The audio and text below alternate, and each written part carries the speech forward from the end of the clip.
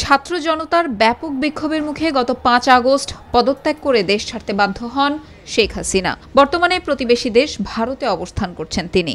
বাংলাদেশের সদ্য সাবেক এই প্রধানমন্ত্রীকে ভারতে আশ্রয় দেওয়া ও অন্তর্বর্তীকালীন সরকার গঠন নিয়ে প্রতিক্রিয়া জানিয়েছেন কংগ্রেস নেতা ও লোকসভার সদস্য শশী থারুর। তিনি বলেছেন, শেখ হাসিনা ও আওয়ামী লীগ ভারতের দীর্ঘদিনের বন্ধু, তাকে আশ্রয় দেওয়াই সমীচীন। আশ্রয় না দিলেই বরং ভারতের জন্য কলঙ্কজনক হতো। গত ১০ আগস্ট এনডিটিভিকে দেওয়া এক সাক্ষাৎকারে বাংলাদেশের সঙ্গে ভারতের দীর্ঘদিনের ঘনিষ্ঠ ও বন্ধুত্বপূর্ণ সম্পর্কের কথা তুলে ধরেন শশী থারুর। তিনি বলেন, এই সম্পর্কের মৌলিক প্রতিশ্রুতি হচ্ছে বাংলাদেশের জনগণের মঙ্গল, দ্বিতীয়ত বাংলাদেশের রাষ্ট্র এবং এর পরে কোনো বাংলাদেশি নেতা। তিনি আরও বলেন যে তারা বাংলাদেশের জনগণের সঙ্গেই আছেন সেই ১৯৭১ সাল থেকে। নানান উত্থান পতনের মধ্য দিয়ে তারা সম্পর্ক বজায় রাখতে পেরেছেন। অবশ্যই অন্তর্বর্তী সরকারের সময় সেই সম্পর্কের কোনো অবনতি হওয়া উচিত নয়। শেখ হাসিনা সরকারের পতনের পর ড. মোহাম্মদ ইউনূসের নেতৃত্বে বাংলাদেশে যেই অন্তর্বর্তীকালীন সরকার গঠিত হয়েছে তাতে ভারতের উদ্বেগের কিছু নেই বলে মনে করেন সাবেক এই কূটনীতিক। শশী থারুর বলেন, ড. মোহাম্মদ ইউনূস বিশ্বব্যাপী একজন পরিচিত ব্যক্তি। তিনি তাকে ব্যক্তিগতভাবেই চেনেন এবং অন্যান্য ভারতীয় নেতারাও আন্তর্জাতিক অঙ্গনে তাকে দেখেছেন। তিনি অত্যন্ত সম্মানিত ব্যক্তি। জামাতে ইসলামী বা পাকিস্তানি আইএস নয়, তিনি কিছুটা ওয়াশিংটনপন্থী। তবে এই অঞ্চলে পাকিস্তান ও চীনের আনাগোনায় ভারতের উদ্বেগ সবসময়ই ছিল বলে মন্তব্য করেন এই কূটনীতিক। তিনি বলেন, ভারত সরকার সরাসরি হয়তো বলতে পারবে না, কিন্তু বিরোধী দলীয় নেতা হিসেবে তিনি স্পষ্ট করেই বলেন যে বাংলাদেশের যে পরিস্থিতি ছিল তাতে সাম্প্রদায়িক বিক্ষোভের সময় মারাত্মক সহিংসতার কিছু ঘটনায় পাকিস্তানি আইএসআইএসের হাত থাকতে পারে। এছাড়া চীনও এই অঞ্চলে প্রভাব বাড়াতে এমন পরিস্থিতির সুযোগ নিতে পারে।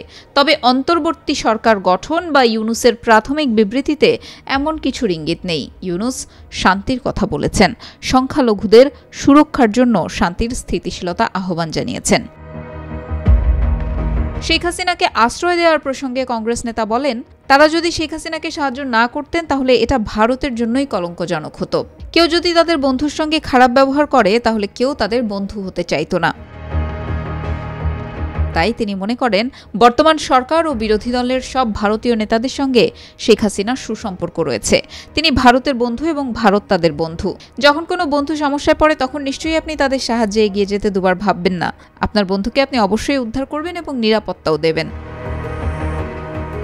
ভারত ঠিক এটিই করেছে এবং এটি করার জন্য তিনি সরকারকে সাধুবাদও জানিয়েছেন। তিনি মনে করেন, ভারতীয় হিসেবে তাদের অবশ্যই কিছু মূল্যবোধ আছে। ভারত সরকার শেখ হাসিনার নিরাপত্তা নিশ্চিত করার জন্য যথাযথ কাজ করেছে, কিন্তু তিনি কতক্ষণ ভারতে থাকতে চান তা নিয়ে তাদের উদ্বিগ্ন না হওয়াই ভালো। কারণ অতিথিকে ডেকে তিনি কখন বাড়ি ফিরে যাবেন তা নিশ্চয়ই কেউ জিজ্ঞাসা করতে পারে না। বাংলাদেশের বিভিন্ন স্থানে হিন্দু মন্দির ও সাংস্কৃতিক প্রতিষ্ঠানে হামলা প্রসঙ্গে কংগ্রেস এই নেতা বলেন, এই ধরনের দুই একটা ঘটনা যে ঘটছে না তা নয়, কিন্তু সেই সঙ্গে এটাও দেখতে হবে যে দাঙ্গার মধ্যেই বাংলাদেশের মুসলমানেরা হিন্দুদের বাড়ি ও মন্দির রক্ষা করছেন।